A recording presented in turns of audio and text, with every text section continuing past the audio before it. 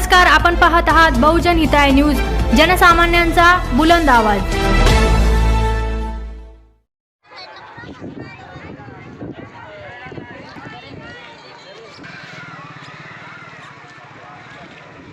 मोदी पालो ते अत्यंत आदरणीय मंत्री आहे। जगातल्या अनेक देशांशी त्यांचा संबंध आहे। जगातल्या अनेक देशातले बौद्ध भिक्खू आणि उपासक आलेले आहेत। आणि मेन रोडला या ठिकाणी भव्य अशी बुद्धाची मूर्ती आहे आणि अनेक सोयी ज्या आहेत त्या या ठिकाणी आपल्याला करायच्या आहेत। या ठिकाणी शैक्षणिक संकुल आहे, आरोग्य मंदिर आहे, मानव विकासाची सुविधा आहे, पर्यटकांसाठी निवासी खोल्या बांधायचा आहे, परिसरामध्ये सोलार प्रकल्प उभा करायचा आहे। यासाठी जवळजवळ 5 कोटी रुपये आहे, ते 5 कोटी रुपये आपल्याला मिळावेत अशी आपण मागणी केलेली आहे। जरूर सामाजिक न्याय खात्याची स्कीम आहे, त्याच्या अंतर्गत नक्की आपल्याला जे 5 कोटी रुपये आहे ते राज्य सरकार योग्य मिळवून देण्याचा नक्की प्रयत्न करेन, एवढा विश्वास आपल्याला मी देतो। आणि आपल्या ज्या अडचणी आहेत त्या दूर करण्यासाठी आपल्या अनुराधाताई सुद्धा आहेत, त्या सुद्धा आमदार आहेत, ते सुद्धा हा विषय पुढे करतील। आणि मीही मुख्यमंत्र्यांना सांगून समाज कल्याण खात्याचे जे आपले मंत्री संजय शिरसाट आहेत ते बौद्ध आहेत, त्यांना सांगून आपण एकदा त्यांना भेटा आणि आपण 5 कोटी रुपये जे आहे ते जर मिळाले तर हा परिसर अजूनही चांगला सुंदर होणार आहे, भव्य होणार आहे। आणि त्यासाठी आम्ही आपल्यासोबत आहोत एवढं सांगतो आणि माझे 2 शब्द संपवतो। ब्रह्ममुद्रा आहे। जय भीम, जय भारत, जय महाराष्ट्र। विहारामध्ये नियोजित बाबासाहेब आंबेडकरांच्या पुतळ्याचं समाज कल्याण मंत्री, केंद्रीय समाज कल्याण मंत्री रामदास आठवले यांच्या हस्ते उद्घाटन झालं। काय सांगाल त्याबद्दल? मी प्रथमतः भारत सरकारचे सामाजिक न्याय विभागाचे समाज कल्याण मंत्री आयुष्यमान रामदासजी आठवले साहेब यांनी या ठिकाणी आज ऐतिहासिक लोकोत्तरा बौद्ध विहार या ठिकाणी महामानव परमपूज्य डॉक्टर बाबासाहेब आंबेडकर यांच्या पूर्णकृती पुतळ्याचं आज या ठिकाणी उद्घाटन करून भूमिपूजन करून या ठिकाणी अजिंठा मेन रोडवर असलेल्या जी लोकोत्तरा बौद्ध विहार आहे या सौंदर्यामध्ये महामानवाचा पुतळा उभा करून म्हणजे लवकरच पुतळा उभा राहणार आहे।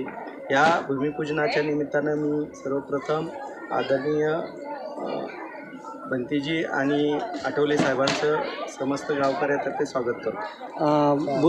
बुद्ध विहारामध्ये अनेक कामं बाकी आहेत, तर काय अपेक्षा आहे केंद्रीय मंत्रिमंडळाकडून? या ठिकाणी आयुष्यमान रामदासजी आठवले साहेब सामाजिक न्याय विभागाचे मंत्री, आम्ही समस्त गावकरी व लोकोत्तरा बौद्ध विहाराचे सर्व ट्रस्टी आणि बौद्ध भिक्खूच्या वतीनं आम्ही त्यांना एक विनंती करतो की ह्या ठिकाणी अतिशय प्रसिद्ध असणाऱ्या अजिंठा लेणीच्या रोडवर असणारे हे लोकोत्तर विहार आणि ट्रेनिंग सेंटर येथे अनेक भाविक तुम्ही पाहत आज की डॉक्टर बाबासाहेब आंबेडकर यांचा विद्यापीठाचा नामविस्तार दिन आहे आणि या ठिकाणी हजारो भाविक या ठिकाणी आपल्या श्रद्धास्थान घेऊन येतात। त्यांना पिण्याचे पाणी, टॉयलेट आणि विविध जे सुखसुविधा आहे त्या उपलब्ध व्हावी अशी आम्ही साहेबांना विनंती करतो। या निमित्ताने बौद्ध उपासक उपासिकांना काय आवाहन करणार? मी सर्व बौद्ध उपासक उपासिकांना, महाराष्ट्रातील तमाम बौद्ध उपासिकांना विनंती करतो की आपण असणाऱ्या ह्या प्रसिद्ध लोकोत्तरा विहाराला आपण सढळ हाताने आपल्या, जसं बाबासाहेब म्हणाले होते की आपल्या हिश्श्यातला जो काय खारीचा वाटा आहे त्या महामानवांच्या बौद्ध भिक्खू सेंटरला आपण आपल्या यथाशक्तीने या ठिकाणी दान करावं अशी मी विनंती करतो। चालेल, आपलं नाव सर? मी दत्तू साळवे, सरपंच चौका। माझं नाव दादाराव जानूजी वाकोडे। मी निवृत्त उपविभागीय अभियंता सार्वजनिक बांधकाममधून 2016 साली निवृत्त झालेलो आहे। तर निवृत्तीनंतर परत खाजगी नोकरी पण 5 वर्षे केलेली आहे आणि जीवनातला काही आपल्या जीवनाचा काही अंश समाजसेवेसाठी आणि धम्मकार्यासाठी द्यावा यासाठी मी पूर्वीपासून या विहाराशी भंतीज बोधिपालो हे आमचे धम्मगुरू त्यांच्याशी आम्ही जोडलेलो आहो, पण रिटायरमेंटनंतर जास्तीत जास्त वेळ द्यावा असा संकल्प केला आणि मी, माझे मित्र राजेंद्र नन्नावरे, आरो इंगळे आणि सुधाकर झिने असे 4 लोक मिळून आम्ही या ठिकाणी आमची सेवा या विहारासाठी अर्पण करतो. तर मी सिव्हिल इंजिनियर असल्यामुळे सिव्हिलची सगळे कामं कशी करावी, काय करावी याचा अनुभव असल्याने शासनाचा निधी कसा घेता येईल त्यासाठी सतत आम्ही इथं प्रयत्नशील असतो. तर या ठिकाणी सध्या भंतेजींनी सांगितल्याप्रमाणे कल्चरल हॉल होत आहे. येणाऱ्या पर्यटकांसाठी प्रशिक्षणार्थींसाठी इथं निवासी खोल्या होत आहेत.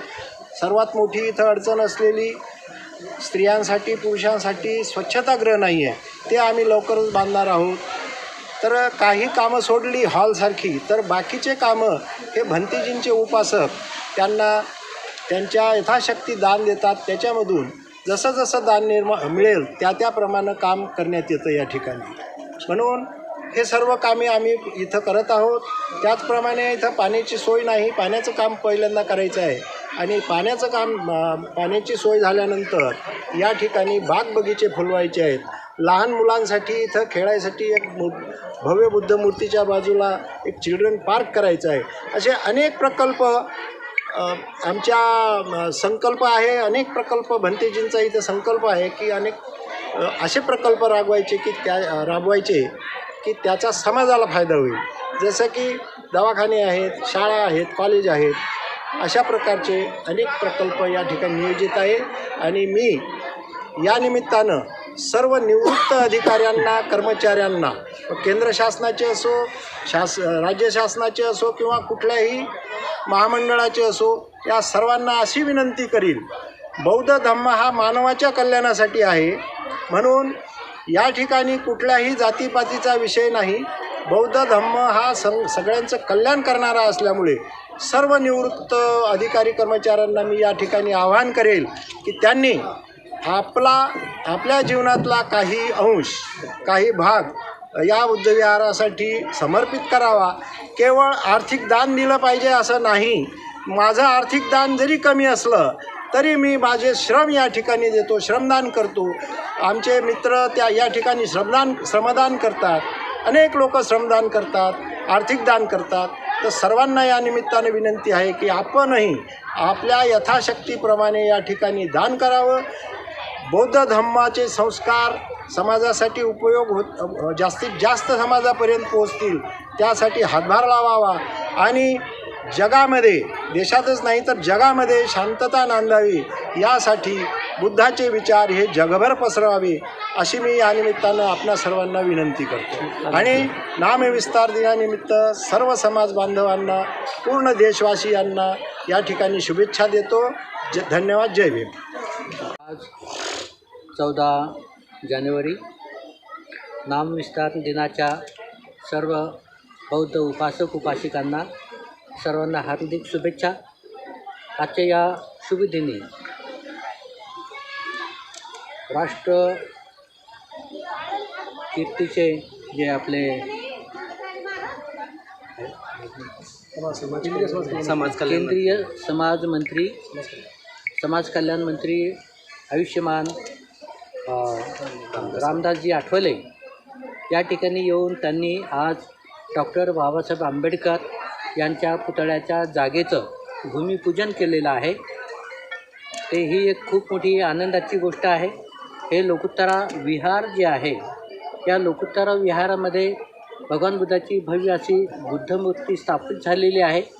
आणि डॉक्टर बाबासाहेब आंबेडकरांचा पुतळासुद्धा या ठिकाणी निर्माण व्हावा या उद्देशाने आज भूमिपूजनाचा कार्यक्रम आयोजित केला होता.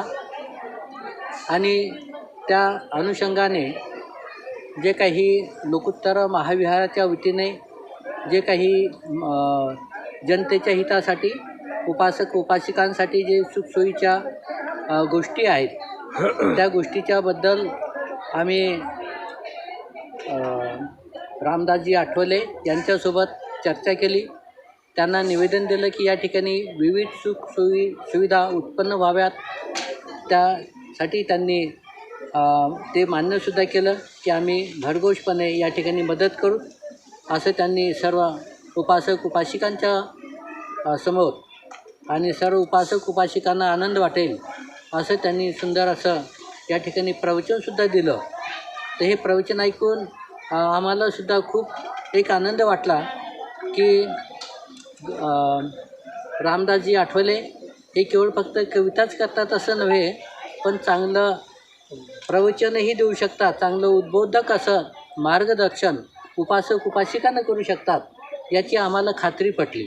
आणि मनस्वी आनंद झाला की त्यांनी खूप छानपैकी अशोकाच्या काळापासून कलींच्यापासून तर आजपर्यंत ओघवत्या शब्दामध्ये वेळामध्ये त्यांनी विश्लेषण करून महत्त्व सांगितलं आहे की बुद्धविहार हे लोकांच्या समाजासाठी किती उपयोगाचं केंद्र असतं आणि कशा पद्धतीनं त्याला मदत केला जाऊ शकते आणि कशी मदत करावी हे त्यांनी आपल्या भाषणामध्ये व्यक्त केलं.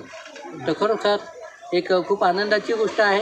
सर्व उपासक उपासिकासाठी या ठिकाणी सुंदर असा मल्टीपर्पज हॉल निर्माण होत आहे की त्या ठिकाणी समाजातील सर्व जे काही सांस्कृतिक कार्यक्रम असतील किंवा जे काही बौद्ध धर्माशी निगडीत असे काही प्रकल्प असतील असे या ठिकाणी राबवल्या जातील.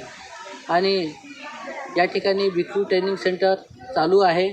सामनेर शिबिर उपासक उपासिकासाठी शिबिर या ठिकाणी सातत्याने चालू होतील.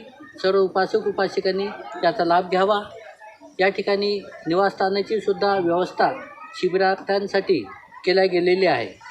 तर सर्व उपासक उपासिकांनी या ठिकाणी येऊन या जागेचं महत्त्व, या जागेचं ओळख ठेवून आपलं धर्माचं काम, बुद्ध धर्माचा प्रचार प्रशिक्षण घेण्यासाठी या ठिकाणी सातत्याने यावं अशी सर्वांना आग्रहाची सूचना आहे. वंदनीय भंतेजी, पुतळा उभारणीसाठी किती खर्च येणार आहे आणि किती दिवसात पूर्ण होईल?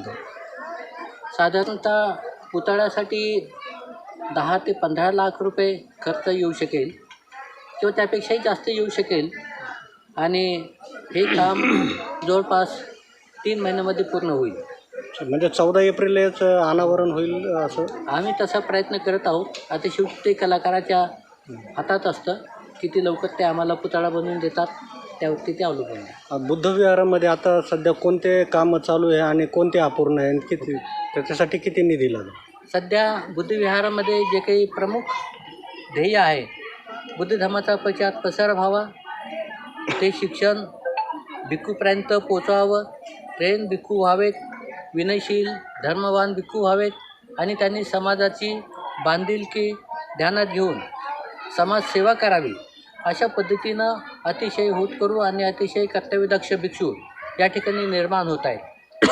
राज्यातील, भारत देशाच्या राज्यातील वेगळ्या ठिकाणचे भिक्षू इथे येऊन प्रशिक्षण घेतात. त्यांना प्रशिक्षण देण्यासाठी देशविदेशातले जे काही बौद्ध शिक्षक आहेत, भिक्खू, त्यांना या ठिकाणी बोलवून त्यांना प्रशिक्षित केलं जात असतं. असे सातत्याने कार्यक्रम चालू असतात. विशेषतः वर्षाच्या कालावधीमध्ये जवळजवळ 110पर्यंत इथे राहून शिक्षण त्यांनी घेतलेलं आहे. आणि या ठिकाणी बौद्ध जे साहित्य आहे, त्रिपिटक ज्याला आपण म्हणतो, विनय पिटक, सुत्त पिटक, अभिधम्म पिटक, पाली भाषा, ध्यान साधना, बौद्ध संस्कृती, बौद्ध परंपरा, बौद्ध इतिहास, असे सगळे विषय जे भिक्खूच्या जीवनासाठी आवश्यक असतात, असे सगळ्या विषयाची सखोलपणे भिक्खूंना माहिती दिल्या जाते. आणि अतिशय प्रशिक्षित भिक्खू निर्माण केल्यानंतर ते वेगवेगळ्या ठिकाणी पाहून वेगवेगळ्या राज्यामध्ये पाठवून त्यांना त्या ठिकाणी धर्माचा प्रसार केला जात असतो. आतापर्यंत तर आपण भिक्षू ट्रेनिंग सेंटरच चालू केलेलं आहे, पण आता इथून पुढे जे उपासक उपासिकासाठी जे आवश्यक बाबी असतात त्यासुद्धा आपण या ठिकाणी चालू करणार आहोत. विशेषतः या ठिकाणी जे लायब्ररी आहे, इंटरनॅशनल लायब्ररी आहे, या ठिकाणी येऊन जे बौद्ध उपासक उपासिका आहेत ते इथे येऊन अभ्यास करू शकतील. आणि जे काही मुलं UPSC MPSCची परीक्षा देत आहेत, अभ्यास करत आहेत, त्यांच्यासाठी सुद्धा सुविधा या ठिकाणी आपण चालू करत आहोत. कॉम्प्युटर सेक्शन आपण या ठिकाणी चालू करत आहोत. सगळी सुखसुविधा जे मुलांना पैसे देऊन शिक्षण घ्यावं लागतं, अशा सगळ्या सुविधा आपण या ठिकाणी समाजातील मुलांसाठी, होतकरू मुलांसाठी आपण हे उपलब्ध करून देत आहोत. त्याच्यासाठी कसलाही चार्जेस आपण इथं लावणार नाही, कारण ही समाजसेवा आहे.